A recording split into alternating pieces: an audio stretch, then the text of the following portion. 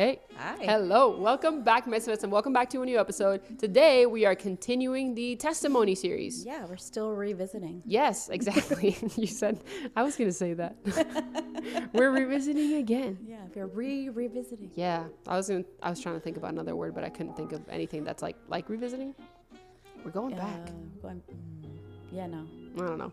But anyway, Here we are. You get it. Yes. So you already know what this is about. I don't have to tell you. If you don't know what I'm talking about, please go listen to the previous episode. And we're going to start with our first clip. So here we go. Thanks. Yes. So in regards to my church, I just want to mention that for me specifically, even though I was involved in church and I was going and I was very close to the congregation, we had an older congregation, right? And we had a relatively young pastor, a reverend. He's still there actually, and amazing man. However, it was very, very much religious, right? Yeah. Not necessarily a relationship with God sort of thing. I don't remember ever listening to him preach and being present, right? I don't remember necessarily hearing it. I don't remember retaining it. I don't ever remember enjoying it, to be honest with you, right? It just seemed like very distant. I never thought God didn't like me. I never thought I never thought that he loved me or that he didn't love me. Like there was just no existence of a relationship whatsoever. Yeah, so that all continues to be true. It was an older congregation, right? It was like my grandma and her friends, if that gives you a picture. Her neighbors. Yes. And it was a small congregation. It wasn't a church that was really like growing. It was just always the same people going over and over again. And that was pretty much it in regards to that. And then in regards to what I said about the sermons and like sitting and stuff like that, that reverend is still there. He just beat cancer in Jesus' name, and we're grateful for that. Amen. Yeah, so he's still there. He's still preaching. And I don't remember listening to his messages or I don't remember, like, I don't know what I was doing or what I was thinking about, but it was definitely not listening to him. Yeah, and I don't think you were going with that intention, right? Like, you're not like, hey, I'm coming here to listen to the word of God. I'm coming here to receive. You're like, I came with grandma. I came in to help. Yeah, we're going to lunch after this. It wasn't. I'm ready for, a good sandwich. Like, you just went because it was part of your Sunday routine. I have no idea. And not with an expecting, kind of heart or posture. Yeah, so I have. It makes sense. Like, you're going to get what you put into it, right? And I was putting nothing into it. And you were just attending. Yeah. You were just making an appearance. Right, yeah. And that's what happened. Yeah, so I have no idea what he was talking about. Every chance I got, because I have younger cousins, and there was like it wasn't like a Sunday school for them, but they had activities and stuff, and every chance I got I would take my younger cousins and go with them. Like, oh, he's bothering or he's crying, I'll go. And I would just go sit with the kids and watch from the room where I couldn't hear what he was saying, and I'm like playing with the kids and stuff. And I was a whole like young adult at that point.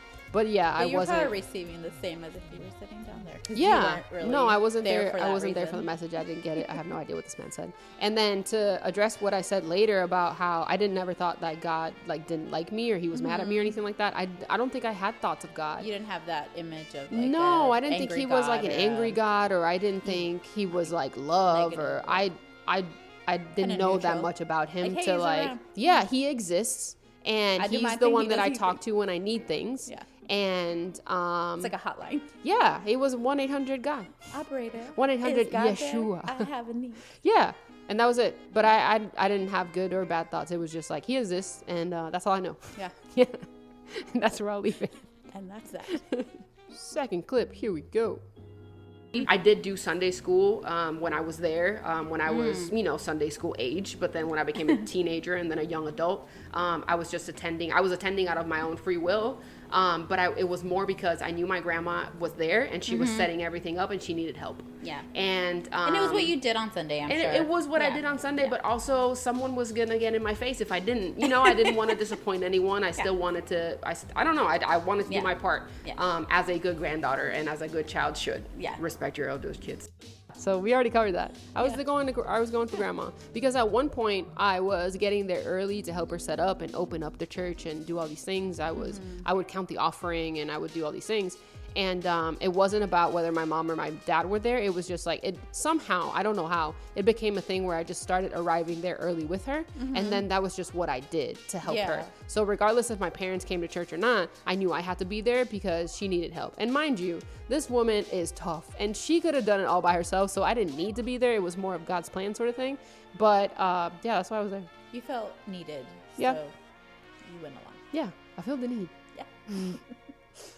So my story, just picking back up. So like I said, I arrived here in Texas. We are in Texas currently, if you're listening to this from somewhere else. We're in Texas, and I got here in 2019. I had just left the military. At the time, I was married. And this is where my story starts. Buckle up, kids. So I got married when I left Puerto Rico. We were there for a couple of days. Then we moved to California, and we were in California for 6 years. And then I got out of the military and we came to Texas. Now, when I arrived in Texas, I have a husband. Okay, you following along? All right. I'm 29 years old at this point. Okay, there's so much in that. Can we just say loving our old editing? Yes. That was really aggressive. There's some aggressive cuts in there. And if you heard that episode when it first launched, I apologize. And thank you for pushing through that. Yeah, thank you for continuing to listen. Because right now, I didn't even realize. I was like, oh. Yeah. Like, it was like 3 and we really to hard that cuts in a row. Yeah. And we thought it was good at the time. We're like, that's good to go. Yeah. And I didn't think my editing had changed that much, really. Because I don't really do much different. But, man, I have higher standards now. The timing is definitely... Yes. 1,000%. So that's the first thing that we needed to address. The second thing, put that out there and know that. Yes, we acknowledge We're sorry. We're sorry. But the other thing that I wanted to address is that clip is real aggressive. That clip is real aggressive. I said I was married like 17 times. I think you just really wanted to get it out. Yeah, I understand. I need you to know. Yeah, I need you to know because it really is the catalyst of my journey with God. So that's probably why I was like emphasizing it so much. I do apologize for how aggressive it was. I tend to have aggressive moments. And but yes, to address what past Fran said in her testimony. In her testimony with all this aggression in her chest. I was married, so I did arrive in California, right? So I went Puerto Rico, California, and California, Texas. When I go and I do all of these moves, I did have a husband at the time, and all of that was true, and it continues to be true. And I've changed. Do you see how much peace there is in my voice now? Yeah. I decide that I was not happy, right? And I hadn't been happy for a very long time, and things happened in our marriage that I'm not gonna dish out. But there were things that happened, and I wasn't a happy camper. And so I decided, and for anyone that's listening that doesn't know the story, I decided to tell my then husband that I wanted a divorce. So we separate. And, long story short, we break up, he leaves the house, I stay in the house, and I am alone for the very first time in my entire life. I went from my parents' house to being married to having a husband, so I've never lived alone. Yes, she had never lived alone. She had never lived alone. So yes, that's how that went down. I had been very unhappy. I did not have God in my life. I did not really know what I was doing. My being married really was like my first real relationship. I hadn't really dated a lot in the past or anything like that. And marrying this man who I was very much committed to, I made a decision that I probably shouldn't have made because God wasn't in it. That was a whole Fran decision. And then 6 years into this marriage, I'm like, this isn't it. This is not it. This is not. And I see other relationships and I see, people around me, not in a comparison sort of way, but in an eye-opening sort of way of what a marriage is supposed to be. And my marriage was not that, right? It was very much like one-sided. I wasn't in my God-created role as woman. So I'm supposed to be a helper. He's supposed to be the head of the family. I was the head of the family and he was a helper. And so when you operate out of God's design, it's just not going to work. And when two people that are in a relationship that know God exists but have no relationship with God, he can't come in and correct you and help you and do all these things. Like, you're not giving him the space to be able to do that. You're not surrendering things to him. I was doing everything outside of my own power, all of it. And to just give you some context, I felt like because I was 29 at the time, I'm 33 now, but I was very much like, I'm going to keep growing, and I want to travel. I want to just continue to develop myself and just be a better version of myself every single year. I don't want to stop learning ever. And I want to be better for myself, for my family, for the world, for the kingdom. Well, not the kingdom back then, but the kingdom now. And my then husband was like pushing you. Yeah. I always wanted to grow and just be better. And I didn't see that in my ex-husband, right? I didn't see that he had the same desire. He didn't. He was very content in just what he was doing, and there was just no fire in him to just do more, be more, and just evolve really and grow as a person. Exactly. And so it got to the point where, and again, there was a lot of things that happened. There was just no going back for me. And I think that we had terrible communication. There was just a lot of things that we did wrong. And I went to him and I was like, hey, I don't want to do this anymore. And I asked him for a divorce. And, what else did I say? I think that's pretty much covers that's it. That's what you said. Yeah, pretty much covers it. But that's what I did. Yeah, but now you were alone. Yes. Oh yeah. And that's how I ended it. And now I was alone for the first time. And that was true. I went from my parents' house to being married, to being in the military, but having a husband there. So I've never lived alone. I've never spent time alone in my life. The only time in that moment was when I went to basic training. That was here in San Antonio. And you live in a dorm, right? I lived in a dorm for 2 months. Well, I was in that dorm room by myself for like a month and some change before I had a roommate. That is literally the only span of time that I've ever spent alone. Interesting. But also with the idea that it was temporary, right? Right. Like you knew you weren't going to be in basic training forever. Right. And I knew that I would maybe assigned a roommate or something. Exactly. But yeah, that was like the really small window. Yeah. And I was 29 years old and alone for the very first time in my life. And girl, let me tell you, scary. High-pitched voice. I didn't know what to do. It was one of the most difficult times of my life, and I was broken, right? Yeah. I just did not know what to do. I was alone. And mind you, if you know me personally, I'm a planner, right? I have my entire life planned out. I knew what I was going to do. We were going to move to Texas. We were going to buy a house. We were going to have kids. We were going to do the whole thing. Right, I had my entire life planned out. And we get to Texas and we break up like 6 months in. So my entire life changed dramatically. Right. Yes, I still support the high-pitched voice. It was very much a high-pitched voice type of situation. I was alone for the very first time in my life. I didn't know what to do. I was operating in this marriage. I was operating out of my own strength for so long. And the only thing, because right now, as a person that I am, I focus on God and God leads me. The Holy Spirit leads me. But then I was led by this relationship. Because I was, quote unquote, the head of the family, I had the weight that I probably just put on myself to make the decisions for us. Where are we going to live? What house are we going to buy? Where, like all of these things were my decision. He would just go along with it. Yeah. And so aside from like operating out of like not with God's guidance, you had another person that you were also carrying. Exactly. Yeah. And so I'm basically leading myself. Yeah. And my entire energy and my focus is to drive and carry this relationship, right? Yeah. Which, when you think about it, really is the weight that men have on their shoulders, which is huge, but women aren't meant to carry that weight. Yeah. And so when I lost that weight, and because it was where all of my attention and all of my focus and energy was going into, I had nothing. Yeah, it just kind of left you feeling literally like, who am I?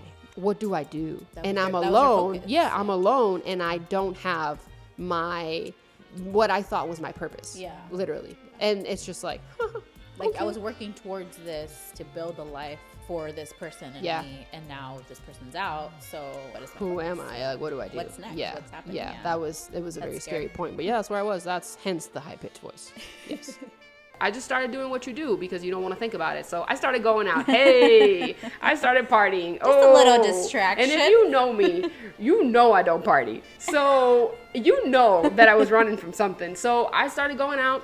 I started drinking, not an alcoholic sort of way, but I started drinking every weekend, started going to started going to bars. I've never been to a club in my life. But I started going to bars and I started hanging out, and not with the wrong people, because they're amazing people. However, I started doing things out of pain, not out of want. Right. Because I just didn't want to think about it. I didn't want to be alone in my house. I literally didn't know what to do. Because that's a very tough situation. Yes. Being in the house alone, I just felt trapped. Yeah. That was funny. I went to the clubs. I went to the, I'd never went to the clubs. So I was trying to distract myself. I didn't know how much pain I was in, I don't think.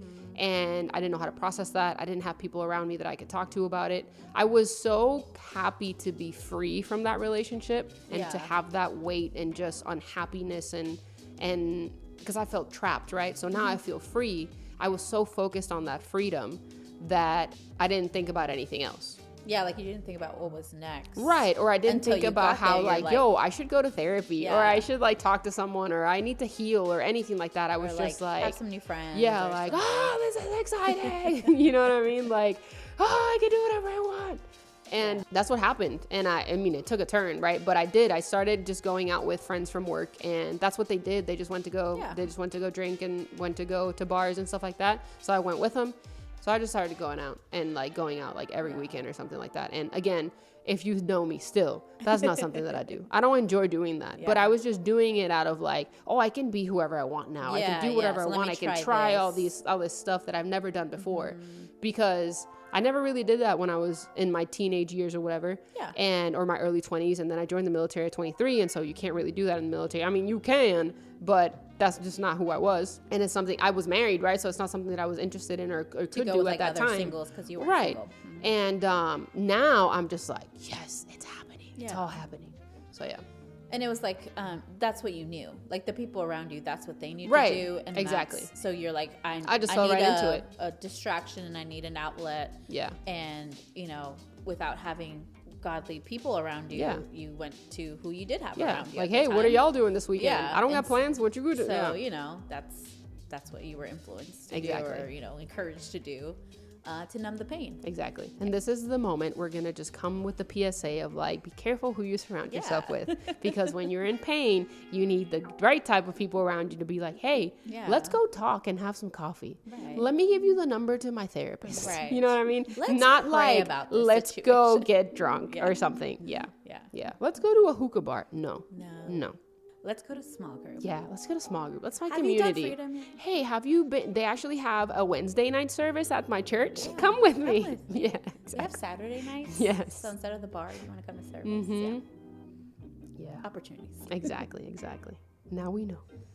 We got to the point where I was started going out. I was kind of getting away from the things that I enjoyed doing, you know what I mean? And all I wanted to do, all I was doing was working, sleeping, and going out. Okay. And the sleeping part, I did eventually, there was depression involved. So yeah, I was alone, I was depressed, I was sad, whatever. And I didn't know what else to do in this moment, right? In this moment of sadness where I was literally okay, and 5 seconds later I was on my knees crying because I just didn't know what to do. So I started crying out to God. So yeah, that's really all I was doing. I was working, I was sleeping, I was still going to the gym, and I was going out on the weekends. And I did that for a couple of months while I was going out Saturday and Sunday. And sometimes it wouldn't always be out to go to a bar or anything like that, but it was I was just going out and staying out very late and just exhausted the next day and stuff like that, to the point where I couldn't wake up to go to the gym or anything like that on the weekends like I used to. And it got to the point where I'm man, because you start feeling it, right? You're foggy, you're groggy, you're tired, you don't, and like I said, you don't enjoy the things that you used to enjoy. And I took a step back and I'm man, I don't like doing this. This isn't fun for me. I don't like not being able to wake up and go to the gym on a Saturday morning like I was used to. So I took a step back, and eventually I did stop going because I was I don't even find this fun. I need to find enjoyment in something else. Initially, it felt like it was something to do, and what your friends were doing, and then somehow once in it, you're this actually isn't. Yeah, I was I'm spending so much money. I'm gaining weight. I'm not working out. I'm eating food at 2:00 in the morning that I shouldn't be. I was I know this isn't it. So it did last for about 2 months or something, but I stopped that. And then it got to a point where, once you start winding down from all the things that you're trying to do to avoid the pain and avoid your thoughts and all these things, depression did set in. And this is the second time that I had depression or been through this, I don't know, season, I guess. And I was able to recognize it, and I'm like, oh, I'm sad, like I'm depressed. And then I had to start digging to figure out what that was, right? And start to figure out, like, why do I feel this way? And it all boiled down to the fact that I was alone, and I had never been alone before. But again, I didn't have close friends around me. At the time, I didn't have a great relationship with my family, so they weren't too involved. There's a lot of stuff like that I just didn't want to tell them. Yeah. And there's a lot of stuff that they didn't understand, like to the point where I remember I was telling one of my family members, I'm like, yo, I'm depressed, I'm sad. And they're like, how are you depressed if you're the one that wanted a divorce? And again, that's coming from a place that they didn't know. They just don't understand, right? They didn't know what you were going through, kind of what led you to that decision. Right. So, they're just... Yeah, and you're at a point, you're at this point where you think, because people are asking you these questions, you think no one understands what you're going through. And so... Or like maybe it's something else because obviously that was my decision. Right. So is there something else wrong with Right, like, exactly. And so I felt so alone that I was just like, I don't know what to do. So I just started to pray. Yeah. And I was like on my knees and I'm like, God, I need you to help me. I think I said it like being on the floor of the bathroom, or like I was sitting on the tub. And then I just like ended up on the floor, and then I'm just like crying and praying, and I'm just like, I don't know what to do. Like, help me, those gut wrenching, like I'm about to die prayers. Yeah. And yeah, that's what I had to do. That's what I had to do. I didn't know what to do. So I started crying out to God, and I was like, I need something. I need someone that's bigger than me that can help me through this moment. Right. And that's what I did. I started praying. I started just watching sermons. I started talking to one of my best friends to this day.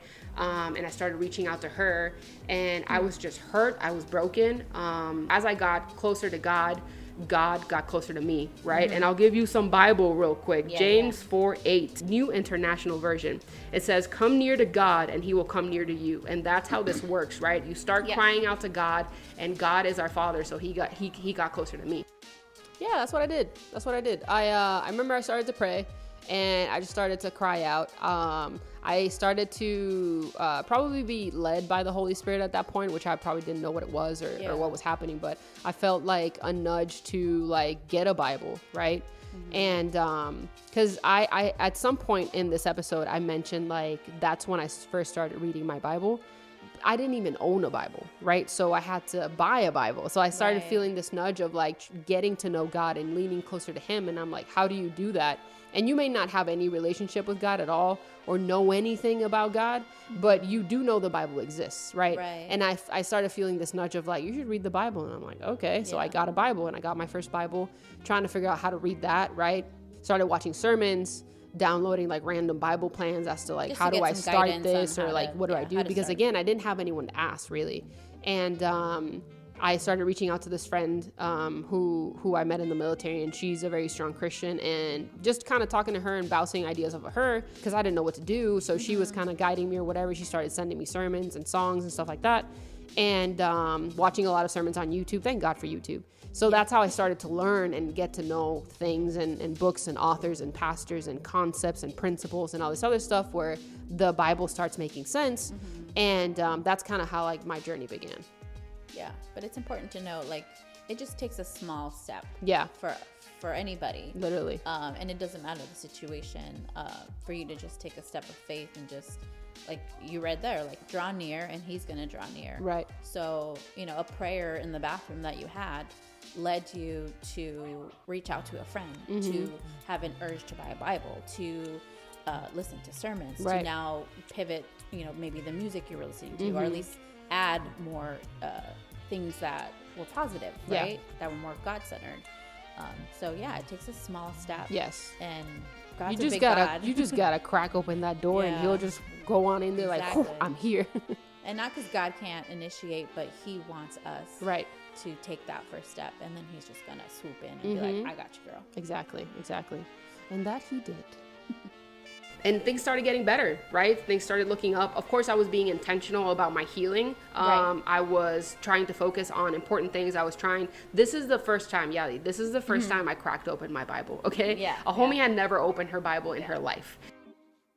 Didn't open her Bible because a homie didn't own a Bible. But that's all I have to say about that. And I started cracking open my Bible. I started watching sermons, and I just started taking these little baby steps to try to figure my life out. At that point, because I started getting closer to God, when you start getting closer to him and you start building that relationship, even though I didn't necessarily know what I was doing, he started speaking to me, right? And he started putting on my heart to find a church and to find community and to do all these things. Right. And I realized, I was like, I can't do this alone. So that's when I started looking for a church. And I started researching churches online specifically, just because you want to research your church, you know, you want to make sure it's not a cult. You want to make sure you just want to make sure it's safe. And then that's kind of where I'll pause, and then we'll pick it back up. So I'm going to shoot it over to Yadi, and we'll get back to me. Yeah, so all those things were true. That's how I found the church. I felt that nudge of as I continued to grow in my relationship with God, he kept showing me things and leading me, and I was allowing him to lead me, and really curious and really trying to figure it out. And I realized in watching the sermons and all these things, like, you can't do it alone, right? The Bible, you can't do it alone. And the Bible shows you that over and over. So I'm reading the Bible, and everything is kind of coming together. So I start researching to go to a church, and I didn't mention, I did go on YouTube, but where I started was Yelp. I started on Yelp because I was looking for churches near my zip code. And then from there, I found two. One of them was North Rock. The other one was Mission City. And I went on YouTube for both of them, watched the sermons, and I was like, okay, this doesn't look weird. It doesn't look cultish or whatever. And then I probably say this later in the episode, but the North Rock campus ended up being like 0.5 miles closer. So I was like, oh, I'll try this one first. That's how I ended up there. Yeah. But yeah. We'll swing it over to Yadi now. Okay, so for me, I went to church many years. Yeah. When I was, like I said, about 14, I started going, and then at 16 was my first time like really saying I want to give my life to God. Yeah. So I went to church. My mom also started going. She also got baptized, you know, so we were very like intentional at that time about going. Like I said, and at the time where I was going, it was a lot of like, you know, do the right thing, follow these rules. Like, you know, if you do that, then, you know, God's good. And if you don't, you know, you're going to be in trouble kind of thing. Right. Yeah. So that's still true. I mean, I think I also know at the time, like, I was very much just loving God, right? And just wanting to build my relationship. But I did notice these things going on around me. Wasn't sure, like, why are they obsessing, or why are they focusing, I guess is a better word, on like all these different rules when like here's the Bible, you know. But I was still a newbie, I was still learning it, so I'm thankful that I was focused very much on God at the time, and that I had like the support of my mom, and we were kind of both going through it and learning, but yeah, sometimes, you know, the stuff around you can affect you. But yeah, at the time we're just like, hey, we're in love with God, and we're serving him. And, you know, for me, I was like, I don't know if this church is everything, but I know God's here. So I'm going to, you know. And we're just trying to figure it out one day at a time. Exactly. Yeah. Especially when you're just learning and you don't really know what's going on. Like, you're not paying attention to all the political stuff that's happening. Or the, like different things that might be going around. Like legalistic things that are happening. You're just like, man, I'm just trying to understand this Bible, figuring out where to start, and so if I need trying to to show understand up at the this sermon. Time, or I need to wear this, or I need to do that. That's fine. Right. Really, ultimately, my goal is like, I want to know God, you know, and I feel him here, and I can pray here, and I can worship and all that. So I'm going to focus on that. Right. Yeah. The rest we'll figure out later. Yeah. Whenever I know more. Exactly. I didn't really, I think I was still young enough where I didn't feel like, oh, like, I'm afraid of, like, you know, really doing something bad. Like, I felt like I was on God's good side, if that makes sense. Yes.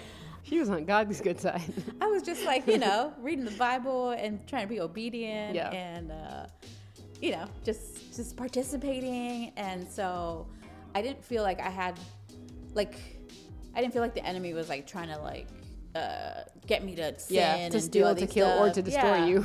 So I think because I was like building my relationship with God, I didn't feel like temptation to like go do other things, or, you know, I was still fairly young too, so I wasn't like, you know, in the club scene or like drug scene or anything like that, which I never was. But, you know, like at that age, just, you know, it's usually when a lot of kids around that age do, but I never was. So I think it helped that I you know, started going to church, and so I was very much focused on just like going to church and doing the Jesus thing, and going to church and getting involved.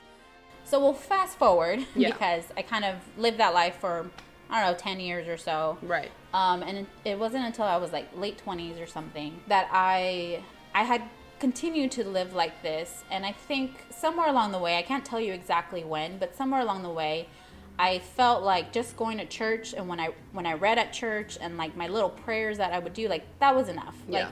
Like Sunday was enough. Praying little prayers here and there was enough. Yeah. You were just going through the motions. Yeah, having Christian friends was enough. Hey, yeah. I went to this special service. Hey, I served. I helped out. Right. Look at me. Look at me. I'm doing Christian things. I mean, I was like the president of my youth group for a while. Like I did all the things. So to me, I was like, I'm good. I'm doing all the things. You get the Christian award. Yeah. I mean, what are the little prayers? I don't know what I mean by little prayers. I think I just mean like the moments of prayer at church, like those were the moments that I would pray. Right. And it didn't really, kind of bleed into my day-to-day prayer. Right. And somehow I felt like, well, I'm going to church 2-3 times a week. I have meetings with or we have events and stuff. So like that filled in the gap for me not having like a personal time with God on like a daily or semi-daily basis. Right. So I kind of felt like that substituted, like that was enough. And not that that's not good. It is good, but definitely it doesn't replace. Yeah, and definitely what builds your foundation. And over time is having that consistent, right, prayer life and just time with God, whatever that looks like for you. And I was like slowly kind of drifting from that and just kind of feeling like, oh, like the activities I do kind of substitute. Right. And, it's don't substitute or don't replace like the things you do for God. You know what I mean? And I think sometimes we can be like that. We feel like if we're busy in the things of God, then that's enough to get us through. And really, I mean, God's like, great, that's fine. But really, it's the time you spend with God. And like I said, I don't necessarily know if like it was a specific thing that happened. I just think sometimes we get complacent in our walk with God. And if sometimes we do get caught up in the things that we're doing, that we kind of lose sight, right? Of like, what's really the reason why I'm here? Why do I come to church? Why do I believe in God? Like all these things. Because now I'm just like kind of involved in all these things and those kind of take the place of it, if that makes sense. God probably appreciate your little prayers more than all you're doing. So my little prayers. Yeah, my little prayers. I was like, what is that? What are little I didn't prayers? have like a little book. Yeah, I was like, do you have a little book that you're reading and has tiny prayers jotted in down it? little prayers that I heard. I read this in a book and I wrote it down. Gosh. Are they prayer post-its? What are they? Those cards. Yeah, cards. It's like I have questions. Side note, my brother and a few friends from church, I was so involved in like the leadership of the youth. They call me Castro because I was over them for so long. Oh, like Fidel? Like Fidel. Oh, like Fidel. All right. They're like, are you going to be president again? I was like, well, y'all keep voting for me. Yeah. That's a whole other story. But it was just a joke they had. But yeah, a whole other story for a different podcast. Yeah. But just so you know, like, she was in it to win it, people. For many years, to the point where they teased me like, oh, you're always on the board. And you're always like one of the youth leaders. And I'm like, here I am doing the youth thing, doing the Christian thing. Right. So many side notes. So many side notes. But yeah, I think like you get caught up. You get caught up in the doing, and obviously that was just teasing or whatever. But I really did. I think I like looking back, I can see how like I put a lot of focus in like making sure I was doing a good job as like a youth leader and making sure like I was doing fulfilling my responsibilities. Yeah. That at the end of the day, I probably was like tired or feeling like, well, I did all that. I don't need to do much else in my personal life. And, that's not exactly a good, healthy relationship with God. But it's so easy to do all these things in church and volunteer and be a leader of this and a leader of that and find your identity in that rather than your identity in Christ. Right. Because you the why behind it. Yeah, you like make community and you start meeting people and these people like you and you like them, and then of course you're using your gifts so it makes it easier. And it makes it easier to get caught up as well, because you are in your gifts and you feel like you're in purpose and you're like, this is amazing. But then if you're getting your identity off of that, then, you know, God gets ignored. And so that's when we have to take a step back and like check ourselves and be like, ooh, sorry. Yeah. And unfortunately, like there wasn't a lot, like I'd say like friends or people around me that were like, hey, are you sure you want to be president again? Or are you sure you want to do another youth activity? It was like, oh, the more you do, the better it was, you know? So I kind of fed off of that as well. Definitely. So I realized that. Yeah. We've learned our lesson. We learned. Exactly.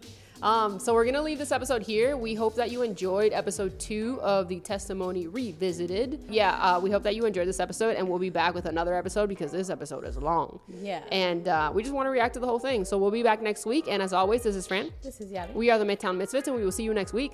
Bye. Peace.